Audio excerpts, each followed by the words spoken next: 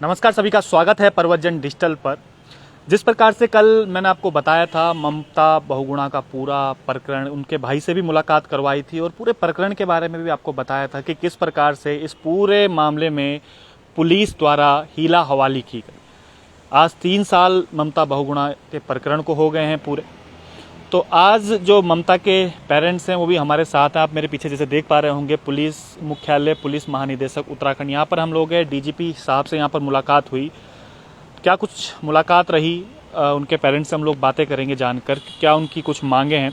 आप देख रहे होंगे दाईं तरफ उनके पेरेंट्स हैं, उनके पिताजी हैं और बाईं तरफ उनकी माताजी भी मौजूद हैं। जी, नो के चनापा को। मेरा नाम राजा राम जोशी है। हाँ। मैं श्रीनगर से 2013 में सेवानिवृत्त हुआ हूँ। यूनिवर्सिटी में था और सेवानिवृत्त हुआ हूँ। जोशी जी, आज आप जो आपकी बेटी थी वह का प्रकरण में आज वैसे मिली, हाँ, डीजीपी साहब से मिले, तो क्या कुछ आश्वासन देने? हाँ, डीजीपी साहब ने बहुत अच्छा आश्वासन दिया है और उन्होंने हमें तुरंत कागज पर ऑर्डर करके एडीजी लॉ एंड ऑर्डर के पास भेजा। फिर उनसे भी हमारी बात हुई। उन्होंने हमें जो है पॉजिटिव कार्रवाई करने का आश्वासन दिया। आपने बोला नहीं उन्हें कि भाई 3 साल से अभी तक क्यों कार्रवाई क्यों नहीं करी आप लोगों ने? आपकी पुलिस की भी हीला हवाली इसमें बोला हमने, लेकिन उन्होंने कहा ठीक है, ये जांच करेंगे सारे और इसके बारे में हमने लिख के भी दिया हुआ है उनको। और वो भरभरी भी बात बोला उनको, डीजी साहब को भी और एडीजी लॉ एंड ऑर्डर को भी। अच्छा, हाँ जी। तो फिर अब आगे क्या कुछ मांग है आपकी? हमारी ये मांग है सर कि एक तो इस केस को सीबीसीआईडी से जांच कराई जाए और जो उस समय तत्कालीन कोतवाल थे और वो थाना वो थे नंबर 2 थे, उनको भी एक्शन लिया है, क्योंकि उन्होंने उस समय इस केस को जो है उन्होंने कोई रुचि नहीं दी और उन्होंने इस केस को दबाया है। अच्छा, तो आपको ससुराल पक्ष पे पूरा शक है? बिल्कुल पूरा शक है सर। जब डेड बॉडी अलकनंदा के उसमें पुल पे चप्पल रखी हुई थी और जब उसमें हमने डीएनए चेक, वो डीएनए मिला ही नहीं, तो कहाँ गई वो बॉडी? न कहीं गई है, न वो गंगा जी में मिली है वो डेड बॉडी है, तो कहाँ गई? इसका मतलब उन्होंने जो उसको जो है कहीं, हमें तो पूरा शक है कि उन्होंने कहीं मर्डर करके, और उनके जो मकान था उसके ग्राउंड फ्लोर पे वो शटर वाला बनता। हमने पुलिस को उस समय बहुत कुछ कहा कि इन कमरे को उन्होंने नहीं खुलवाया उसको, जो हमें तो पूरा शक है कि इन्होंने रात में उसको कुछ करके और छुपा दिया था और उसके बाद तब आराम से जब पुलिस से मिल के और तब फेंका कहीं, जो कुछ भी किया होगा। लेकिन आपको क्या लग रहा है कि मतलब पुलिस उनके साथ थी, कुछ पॉलिटिकल दबाव वगैरह? पॉलिटिकल दबाव था, स्थानीय विधायक का दबाव था जो है, धन सिंह रावत जी का जो है, उन्होंने एक्सेप्ट किया मेरे से।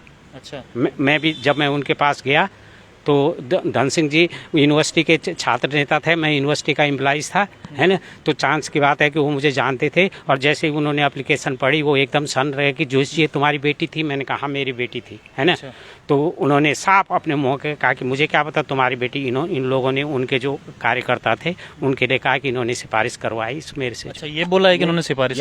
यस, मैं सामने बोल सकता हूँ जो है, इन्होंने सिफारिश करवाई कि मेरे से जो है।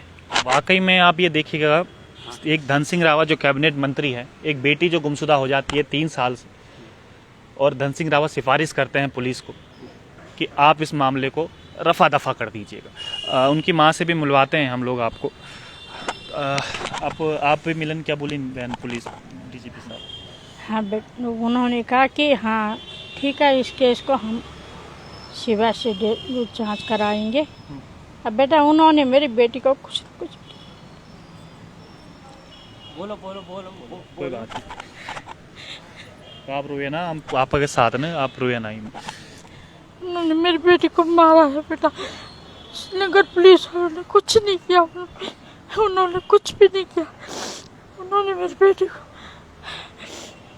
बेटी इतनी अच्छी पढ़ी लिखी थी बेटा, उन्होंने दो बेटियों की बाद में बोला कि हर वंश खत्म हो गया है। उस मेरठ में रहती थी, उन्होंने उसने मना कर दिया था, मैं घर नहीं आती।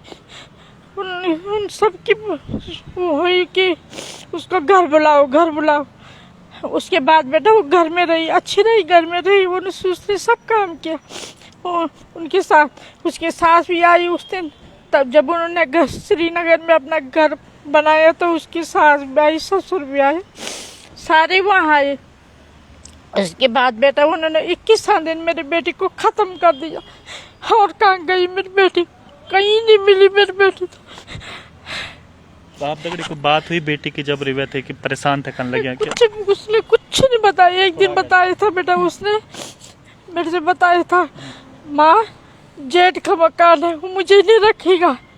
मैंने कहा बेटा मैं तो ऐसी, हम तो ऐसे सीधे साधे लोग थे। हमने कहा बेटा, मैंने कहा बेटा एक ही बहू है तो क्यों नहीं रखेंगे वो तेरे को।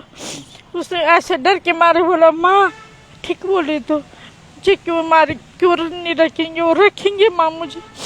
बस उसके बाद उसने मेरे से कुछ बात नहीं किया, कुछ भी नहीं किया बात।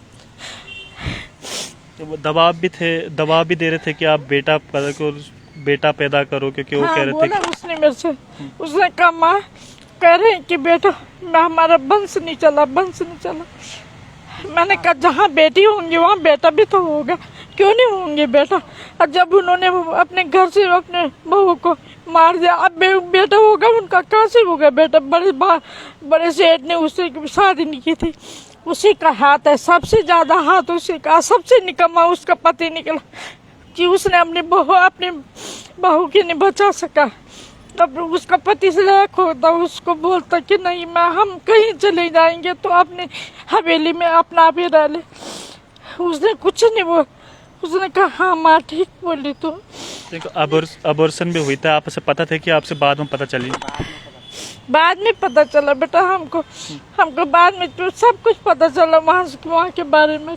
वो नहीं मानते थे उसको अच्छा ही नहीं मानते थे। जेल में उसका बहुत खतरनाक था माँ, उस साले ने सारे मेरे बेटी का गरीब। हम सब आपा के साथ में, और आपसे आपकी बेटी से जरूर इंसाफ मिला, हम सब आपा के साथ।